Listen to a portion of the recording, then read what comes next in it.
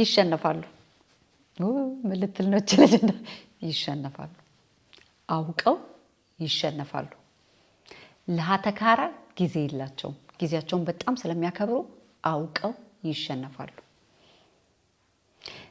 ድራማ አይፈልጉም። የሆነ ችግር ካለ ያንን ችግር ወደ መፍትሄው ስለሆነ መሮጥ የሚፈልጉት በድራማ በእልህ የሚጠፋውን ጊዜ ስለሚያውቁት አውቀው ይሸነፋሉ።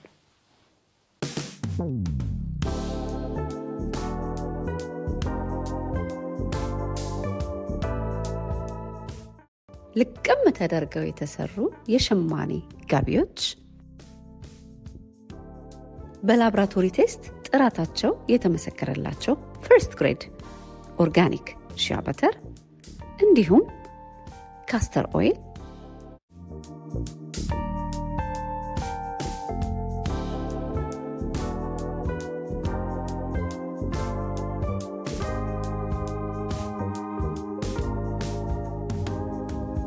በተለያየ ሀገር ላላችሁ ገና ጥበብ ዌብሳይት ላይ ታገኙታላችሁ። ጤና ይስጥልኝ እንዴት እንደከርማችሁልኛል። ዛሬ እዚህ ጋር የምገልጻቸውን ሀሳቦች በሙሉ እስከ መጨረሻ ድረስ አዳምጣችሁ ሁሉም የእናንተ ባህሪ ከሆኑ በእናንተ ላይ የምታውቁት ባህሪ ከሆነ በጣም እድለኞች ናችሁ።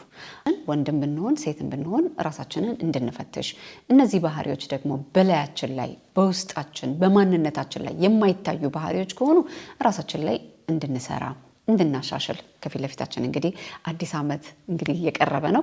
ስለዚህ ይህንን ዓመት ያስጨረሰንን አምላክ እያመሰገንን ለሚመጣው ዓመት ደግሞ እኔ በእነዚህ ባህሪዎች ላይ በጣም አተኩሬ በራሴ ላይ መስራት አለብኝ ብለን ራሳችንን እንድንፈትሽ ይረዳናል። ራሳችንን እንድናሻሽል፣ ራሳችንን ከፍ እንድናደርግ፣ በራሳችን ኩራታችን የጨመረ እንዲሆን፣ መተማመናችን የጨመረ እንዲሆን፣ በህይወታችን መንገድ ደግሞ ስኬታማ የምንሆነው ማንነታችን ላይ ራሳችን ስንሰራ ነው።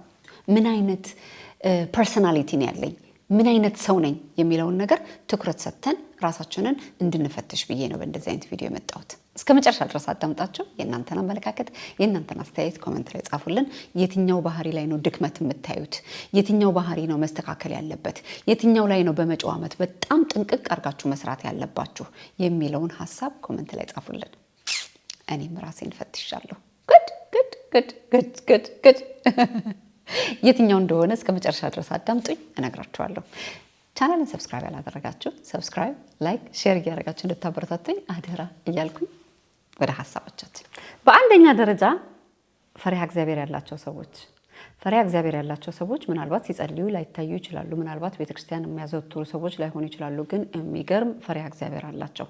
በሰው መውደቅ የማይሳለቁ፣ በሰው አለመከናወን የማይመጻደቁ፣ የሰውን ጉድለት አቃቂር የማያወጡ፣ በቃ ለሰው የሚራሩ የሚገርም ፈሪሃ እግዚአብሔር ያላቸው ሰዎች። ምክንያቱም እነሱ በችግራቸው ሰዓት ምን ያህል ከምን አይነት ጉድጓድ ውስጥ አምላካቸው እንዳወጣቸው ስለሚያውቁ በጣም የሚገርም ፈሪሃ እግዚአብሔር ያላቸው ሰዎች በሄዱበት ቦታ በሙሉ ግርማ ሞገስ አላቸው። በሄዱበት ቦታ በሙሉ መከናወን አላቸው። ስለዚህ አንድ ሰው በጣም ፈሪሃ እግዚአብሔር በሚኖርበት ጊዜ አንደበቱን ጥንቅቅ የሚል ከሆነ፣ በሰው የማይጠቀም ከሆነ፣ በሰው አድቫንቴጅ የማይመታ፣ ሰው የማያታልል፣ ሰው የማያጭበረብር፣ ፈጣሪ ስብር ቅንጥስ ያደርገኝ ብሎ ሰው የማይዋሽ ሰው የሚገርም ፈሪሃ እግዚአብሔር ያለው ሰው ነው። እንደነዚህ አይነት ሰዎች ከሆናችሁ የሚገርም በረከት በህይወታችሁ ያገኛችኋል። የሚገርም መከናወን በህይወታችሁ ያገኛችኋል። የሚገርም ግርማ ሞገስ በህይወታችሁ ሁል ጊዜ ይኖራል። ፈሪሃ እግዚአብሔር ያለው ሰው በጣም ኢምፖርታንት ነው። እኔ ስንት ሰው አውቃለሁ ስለ መጽሐፍ ቅዱስ ብትጠይቋቸው ምንም ነገር የማያውቁ እንደው ግን ጥሎባቸው ፈጣሪን የሚፈሩ በጣም የተከናወኑ ሰዎች ናቸው። በሁለተኛ ደረጃ ጊዜያቸውን የሚያከብሩ ሰዎች። ጠዋት ተነስተው እስከ ማታ ድረስ በፕሮግራም በጥንቅቅ አድርገው ቀናቸውን የሚጨርሱ ሰዎች። አንድ ቦታ አገኛለሁ ካሉ በቃላቸው የሚገኙ ሰዎች፣ ከተገኙ ደግሞ አቴንሽናቸውን የሚሰጡ፣ የሚያዳምጡ፣ የሚናገሩ፣ የሚመካከሩ፣ በቃ እዛ ጋር ካሉ ከልባቸው፣ ከቀልባቸው፣ ከማንነታቸው በቃ እዛ ጋር አሉ እንጂ እዛ ጋር ቁጭ ብለው ስልክ ይዘው ወይ ያዳምጡ ወይ አይናገሩ። ለምን እንደመጡ ግራ የሚያጋቡ ሰዎች አይደሉም። ሁሉ ነገር ላይ እንደዚህ ናቸው። ለጊዜያቸው ክብር ያላቸው ሰዎች ስራቸው ላይ ታማኝ ናቸው። ትዳራቸው ላይ ታማኝ ናቸው። ኃላፊነት ላይ ታማኝ ናቸው። ለሚሰጣቸው አደራ በሙሉ በጥንቃቄ ጊዜያቸውን ስለሚያከብሩ እሺ ካሉ እሺ ነው በቃ። ምክንያቱም በጊዜያቸው ቀልድ አያውቁም። አልችልም ካሉ አልችልም ነው። በጊዜያቸው ቀልድ አያውቁም። በጊዜያቸው አይደራደሩም። ይሄ ጊዜን በትክክል ማኔጅ ማድረግ የሚሰጣቸው የሚገርም ኃላፊነትን የመወጣት ብቁነት አላቸው። የትም ቦታ ሲሄዱ ተቀባይነት አላቸው። ለምን አረጋለሁ ብለው በሰዓታቸው አድርገው የሚያሳዩ ሰዎች ናቸው። የተግባር ሰዎች ናቸው። ጊዜያችንን በትክክል ከተጠቀምንበት የማይረባ ሶሻል ሚዲያ ላይ የማያንጸን የማያስተምረን ሌቭል አፕ የማያደርገን ቦታ ላይ አንገኝም። ጊዜያችንን አናባክንም። ከጊዜ በላይ ምንም ነገር በዚህ ምድር ላይ ወርቅ የሆነ ተሰጥኦ ስለሌለ ጊዜ እና ጤና በየትኛውም ብር አይተመንም።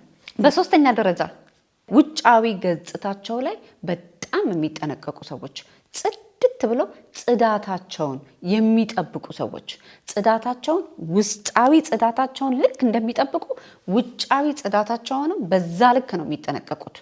ሲሄዱ አንድ ቦታ ላይ ያንን ጽዳታቸውን ሰው እንዲያቀላቸውና ጽዱ አድርጎ እንዲያስተናግዳቸው ስለሚፈልጉ ነው እንጂ ልታይ ስለሚሉ አይደለም። ከሰው በላይ ስላላቸው አይደለም። ወርቅና ዳይመንድ ስለደረደሩ አይደለም። እነሱ የሚፈልጉት ጽድት ብለው ስለሚገኙ ባላቸው ቤት ባፈራው እዛ ቦታ የሚያያቸው ሰው ደግሞ ጽድት አድርጎ እንዲያስተናግዳቸው ይፈልጋሉ። ለዛ ነው ይሄ የውጫዊ ገጽታቸው ላይ ጥንቅቅ አድርገው የሚሰሩ። በአራተኛ ደረጃ የሚገርም ማንነት ያላቸው ሰዎች ችግር ሰባኪ አይደሉም። ሮሮ ሰባኪ አይደሉም። ቂም ሰባኪ አይደሉም። ውድቀት ሰባኪ አይደሉም። ቤታቸው ስላልገባ አይደለም። ቤታቸው ያላቸውን ችግር ይዘው ዋጥ አድርገው ለአምላካቸው አሳልፈው ከሰጡ በኋላ መልካም ይሆናል፣ እግዚአብሔር መፍትሄውን ይሰጠኛል፣ እግዚአብሔር ጸጋውን ያበዛልኛል ብለው በችግራቸው ላይ ጠንክረው የሚቆሙ ሰዎች ናቸው። ጀግንነት ነው ይሄ። ባህሪ ነው። የብርቱ ሰው ባህሪ ነው። የጀግና ሰው ባህሪ ነው። ችግር በሰበኩለት ቁጥር ጭራሽ እየገነነ ነው የሚሄደው። ስለዚህ ያንን ጉልበት ለችግር ከመስጠት ይልቅ ጉልበታቸውን ለጸሎት፣ ጉልበታቸውን ለመፍትሄ፣ ጉልበታቸውን መላ ለሚሰጣቸው ሰው እንዴት አድርገው እንደሚያገኙ መላ የሚያገኙበትን መፍትሄ የሚያገኙበትን መስመር እንዴት አድርገው እንደሚጓዙ የሚያስቡ ሰዎች ናቸው። በትዳር ላይ ችግር ቢያጋጥማቸው፣ በስራ ቦታ ችግር ቢያጋጥማቸው፣ በልጆቻቸው ችግር ቢያጋጥማቸው፣ በጤና ችግር ቢያጋጥማቸው፣ በሶሳይቲው ችግር ቢያጋጥማቸው፣ ችግር የሌለበት ችግር የማይገባበት ቤት የለም። ግን ችግርን ከመስበክ ይልቅ ዋጥ አድርጎ ጥርስን ነክሶ መፍትሄን መፈለግ የሚቀናቸው ሰዎች ጀግኖች ናቸው። ብናለቅስ፣ ብናለቃቅስ፣ ብናማርር ቀኑ ሙሉ፣ ጠዋት ሙሉ፣ ሌሊት ሙሉ ምን መፍትሄ ልናመጣ እንችላለን? መፍትሄ የሚገኘው በጸሎት፣ መፍትሄ የሚገኘው ደግሞ አይምሯችንን ችግሩን ከማሰብ ይልቅ መፍትሄውን ፍለጋ እንድንሮጥ አይምሯችንን ማይንድ ሴታፓችንን ማስተካከል፣ በተለይ በሰው ሀገር። በአምስተኛ ደረጃ በራሳቸው የሚተማመኑ ሰዎች። አንዳንዴ በራስ መተማመን ጉራ የሚመስል ነገር አለ። ያው በራስ መተማመን በቃ የተነፋ እንደ ፊኛ ጉራ ከሆነ ብዙ መንገድ አይጓዝም። መሰረታዊ በራስ መተማመን ከሆነ ግን በየትኛውም ቦታ ላይ 30,000 ሰው በነፈሰበት ቦታ አይነፍሱም። የራሳቸውን ማንነት ጥንቅቅ አድርገው ይዘው የሚቆሙ ሰዎች ናቸው። በራሳቸው ማንነት ራሳቸውን የሚያስከብሩ ሰዎች ናቸው። ያ ማንነት የሚመጣው ከብዙ መውደቅ፣ ከብዙ ዋጋ መክፈል፣ ከብዙ ውጣ ውረድ ብዙ የተጓዙ ሰዎች ስለሆኑ ያንን የተጓዙትን መንገድ ስለሚያውቁት ዛሬ የቆሙበትን ቦታ በጣም ያከብሩታል። ለዛ ነው የሚገኙበትን ቦታ የሚመርጡት። ለዛ ነው የሚሄዱበትን ቦታ የሚመርጡት። ለዛ ነው ሰዓታቸውን የሚያከብሩት። ለዛ ነው ማንነታቸውን ውጫዊውም ውስጣዊውንም የሚያከብሩት። በራስ መተማመን ማለት እንደ ፊኛ ተነፍቶ ጃኬትና ኮትና ስለተለበሰ እዛ ጋር ብዙ ነገር ስለተደረገ አይደለም። በራስ መተማመን ማለት በጣም ከበስተጀርባ ብዙ ሚስጥር አለው። በራሳቸው የሚተማመኑ ሰዎች በነፈሰበት አይነፍሱ፣ መሰረታቸውን ያውቁታል። ሰው ስለወደዳቸው፣ ሰው ስለጠላቸው አይሞቃቸውም፣ አይደንቃቸውም። በራሳቸው የሚተማመኑ ሰዎች ሰው ከፍ ስላደረጋቸው ከፍ አይሉም፣ ሰው ዝቅ ስላደረጋቸው ዝቅ አይሉም። ቦታቸውን ያውቃሉ። በስድስተኛ ደረጃ በጣም በሚገርም አይነት ሁኔታ የማንም ሰው ጥገኛ መሆን አይፈልጉም። የእናታቸው ጥገኛ መሆን አይፈልጉም። የአባታቸው ጥገኛ መሆን አይፈልጉም። የሶሳይቲው፣ የገቨርንመንት፣ የመንግስት ጥገኛ መሆን አይፈልጉም። የባላቸው ጥገኛ መሆን አይፈልጉም። ጠዋት እስከ ማታ እንደምንም ብለው ራሳቸውን የማንም ሰው ጥገኛ እንዳይሆኑ አድርገው ራሳቸው ላይ መስራት ይወዳሉ። ለምን ትንሽ ብር አትሆንም? በአቅማቸው በኪሳቸው ጥንቅቅ አድርገው የሰው ፊት ሳያዩ መኖርን የሚመርጡ ሰዎች ናቸው። አልጋ ባልጋ የሆነ ኑሮ ብታቀርቡላቸው የማንም ሰው ጥገኛ ሆነው መኖር ስለማይፈልጉ እንደምንም ብለው የራሳቸውን የሚሏትን ነገር መፍትሄ ፈጥረው በራሳቸው ነገር መተዳደር ይፈልጋሉ። ይሄ ክብራቸው ነው። በቃ በክብራቸው አይደራደሩም። እና የማንም ሰው ጥገኛ አለመሆን የሚሰጣቸው የህሊና ደስታ አለ። እርዳታን አይፈልጉም ማለት አይደለም። እርዳታን አይጠይቁም ማለት አይደለም። ግን እርዳታን የሚጠይቁት ለተወሰነች ጊዜ ነው። ያችንም ቢሆን እንዴት አድርገው ተቀብለው እንዴት አድርገው አክብረው መልሰው እንጂ ክብራቸውን በጣም ስለሚጠነቀቁላት ቁጭ ብለው የሰው እጅ ማየት የማይወዱ በራሳቸው ትከሻ መኖር የሚፈልጉ የሚገርሙ ሰዎች ናቸው። አጋጥሟቸው ያውቃል? ኮመንት ላይ ጻፉልኝ። በሰባተኛ ደረጃ የምትፈልጉ ሳቁብኝ። ይሸነፋሉ። ምን ልትል ነው? ይሸነፋሉ። አውቀው ይሸነፋሉ። ለሀተካራ ጊዜ የላቸውም። ጊዜያቸውን በጣም ስለሚያከብሩ አውቀው ይሸነፋሉ። ድራማ አይፈልጉም። የሆነ ችግር ካለ ያንን ችግር ወደ መፍትሄው ስለሆነ መሮጥ የሚፈልጉት በድራማ በእልህ የሚጠፋውን ጊዜ ስለሚያውቁት አውቀው ይሸነፋሉ። እንደውም አንዳንዴ ጥፋት ያላጠፉበት ቦታ ላይ አውቀው ይቅርታ ይጠይቃሉ። ያንን ነገር መቋጨት ስለሚፈልጉ ወደሚቀጥለው ስቴፕ ብዙ ኃላፊነት አለባቸው። ጠረጴዛቸው ላይ ማኔጅ የሚያደርጉት በጣም ብዙ ኃላፊነት አለባቸው። ለሀተካራ ከሚያጠፉት ጊዜ ይልቅ እጃቸው ላይ ያለውን ኃላፊነት ቢሰሩበት የት እንደሚደርሱ ጥንቅቅ አድርገው ያውቃሉ። ለዛ ነው ለክርክር ፍላጎት የላቸው። አንተ በቀኝ ብትሄድ እኔ በግራ፣ አንተ በግራ ብትሄድ እኔ በቀኝ። ስማርት ናቸው። ጭቅጭቅ አይፈልጉም። የስራ ሰዓታቸውን ለማያስፈልግ ሀተካራ የሀተካራ ሰው በህይወታቸው ቶሎ እንዲሄድላቸው ነው። ቶሎ መገላገል ነው የሚፈልጉት። አጋጥሟቸው ያውቃል? ላይክ ኃይል እያላቸው፣ ብር እያላቸው፣ እውቀት እያላቸው፣ ጉልበት እያላቸው አውቀው የሚሸነፉ ሰዎች አጋጥሟቸው ያውቃል? በጣም ስማርት ናቸው። በጣም ብልህ ቆቅ ሰዎች ናቸው። ጤናቸውን ይወዱታል። እንደ ወርቅ ይንከባከቡለታል። በጭቅጭቅ፣ በጠብ፣ በሀተካራ፣ በድራማ የሚመጣውን የጤና መበከል፣ ብስጭት፣ ሀሳብ፣ ጭንቀት አቮይድ ማድረግ ስለሚፈልጉ ይሸነፉላቸዋል አውቀው። በስምንተኛ ደረጃ በጣም የምወደው ማንነት ትሁት፣ ሀምብል፣ ሽቁጥቁጥ፣ ፍቅር። አንደበታቸው የሆነ አንዳንዴ የሚያስመስሉ ሁሉ ይመስላሉ፣ ግን በቃ ሁሌ እንደዛ አይነት ናቸው። ለምን? ለራሳቸው የሚገርም ክብር ስላላቸው ለሰውም በጣም የሚገርም አክብሮቱ ይገልጻሉ። ራሳቸውን እኮ ስለሚያከብሩ ነው ሰው የሚያከብሩት። ለራሳቸው እኮ ፍቅር ስላላቸው ነው ለሰው ፍቅር የሚገልጹት። እና የሚገርም ክብር ለሰው ይሰጣሉ። አንዳንዴ ለሰው ክብር መስጠታቸው እንደ ጅል እንዲወሰዱ ያደርጋቸዋል። ጅልነት አይደለም። በጣም የሚገርም የሰው አክብሮት ያላቸው ሰዎች ፈሪሃ እግዚአብሔር በውስጣቸው ስላለ ነው። ይሄ ከመጀመሪያ የገለጽኳቸው ባህሪዎች በሙሉ ሲለማመዱት፣ ሲኖሩት፣ ሲያዳብሩት ስለኖሩ በሰው ፊት ሲገኙ ሁል ጊዜ ሰው አክባሪ ናቸው። አንደበታቸው ሩህሩህ፣ የተመረጠ ቃል፣ የሰው ልብ ላለመስበር ጥንቁቅ፣ ቁጣቸው ያልገነነ፣ ደስታቸው ለዛ መዓዛ ያለው፣ ሰው ፊት በቃ መጣው እዩኝ ድራማ የማይወዱ የሚገርም ሽቁጥቁጥ ሰዎች ናቸው።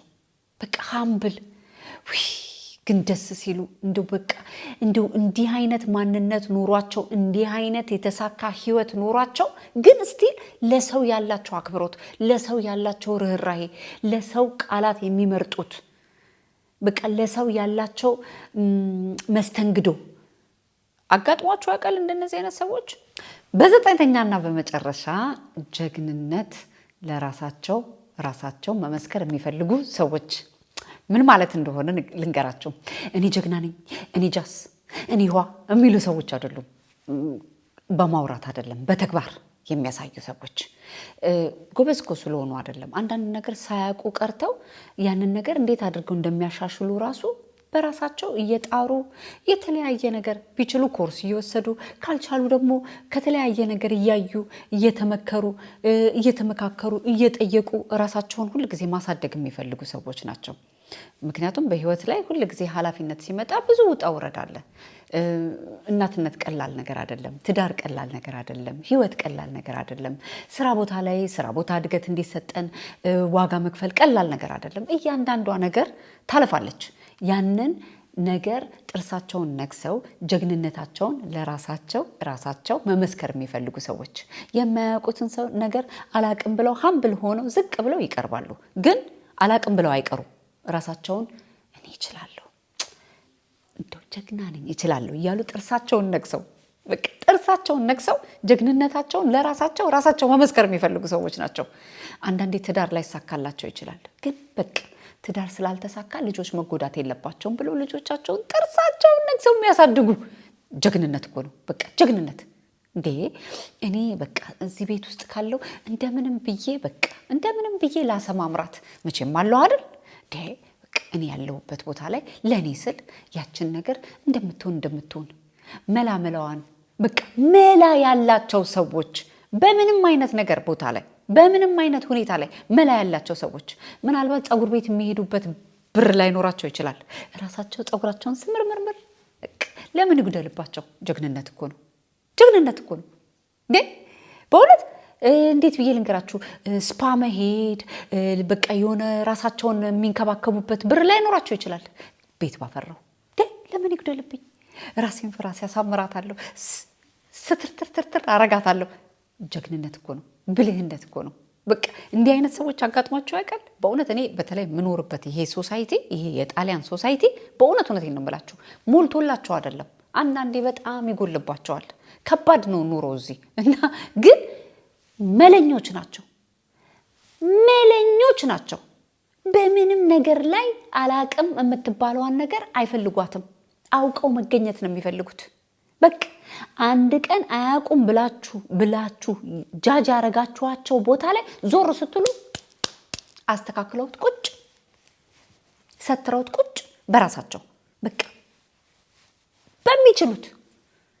በሚችሉት በቃ ጀግንነት ማለት እንዲህ ነው። ብልህነት ማለት እንዲህ ነው። አይገርምም? ስለዚህ አንዳንዴ ባወራ አይደለም አድርጎ በተገኘ በተግባር ባሳየ። ጀግንነት ማለት ትዕግስት ይጠይቃል። ጀግንነት ማለት ዝም ብሎ ስራ መስራት ያስፈልጋል። ከሆይ ሆይታው ከጋጋታው ራቅ ብሎ ገለል ብሎ ራስ ላይ መስራት ጥበብ ነው፣ ጀግንነት ነው እያልኩኝ ካሁን ከገለጽኳቸው የኔ ድክመት የቱ ነው ብላችሁ ከጠየቃችሁ ጊዜ ማኔጅመንት ላይ እኔ በጣም አሁንም በራሴ ላይ መስራት የምፈልገው ጊዜን በትክክል አሁንም እንደምፈልገው ልጠቀምበት እፈልጋለሁ። የጊዜው መሮጥ እያንዳንዱ ቀን የሚያመጣው ኃላፊነት እና አንዳንዴ ታይም ማኔጅመንት ማለት ጊዜያችንን ማክበር ማለት ፕራዮሪቲ መለየት አልችልም የማንችልበት ቦታ ላይ ለምን ጊዜያችንን ስለምናከብር ሁሉ ቦታ ላይ ብጥስጥስጥስጥስ ካልን አንዳንዴ አነሰሰሪ አላስፈላጊ ዋጋ እንከፍላለን። ስለዚህ ታይሜን በትክክል ማኔጅ አደርጋለሁ ወይ? ጠዋት ተነስቼ እስከ ማታ አንዳንዴ አነሰሰሪ ስልክ ብዙ ሰዓት ማውራት ቶሎ መቁረጥ እያለ ይሉንታ ይዘንና በቃ ጊዜያችን እንደሌለን እያወቅን ብዙ ሰዓት ጊዜ ስልክ ላይ ማጥፋት ሊሆን ይችላል። ወይንም ደግሞ በቃ የተለያዩ ነገር መቼም ሁላችንም የራሳችን የሆነ ድክመት የምንለው ነገር ሊኖር ይችላል። ያችን ነገር ቆጠብ ማድረግ አለማድረግ አይደለም፣ ቆጠብ አድርጎ ታይምን በትክክል ማብቃቃት የምትለዋ ላይ እኔ ራሴ ላይ ገና በደንብ መስራት አለብኝ የምለው ነው። እናንተ የትኛውን ነው ከራሳችሁ ጉድለቴ ብላችሁ የምትሉት? ኮመንት ላይ ጻፉልን። ስለተከታተላችሁኝ ከልብ አመሰግናለሁ። በዚህ አጋጣሚ የእናንተን አመለካከት የእናንተን አስተያየት ኮመንት ላይ ጻፉልን። ቻናሌን ሰብስክራይብ ያላደረጋችሁ ሰብስክራይብ፣ ላይክ፣ ሼር እያደረጋችሁ እንድታበረታቱኝ አደራ እያልኩኝ ላይክ ስታደርጉ ብዙ ሰው ጋር ተደራሽነት እንዲኖረው ስለምትረዱ ላይክ ማድረግን አትርሱ እያልኩኝ በሚቀጥለው ኢትዮ ኤልሲ ላይፍ ስታይል ላይ ጠቃሚ በሆኑ እያዝናኑ በሚያስተምሩ በተለያዩ ቪዲዮዎች እስከምንገናኝ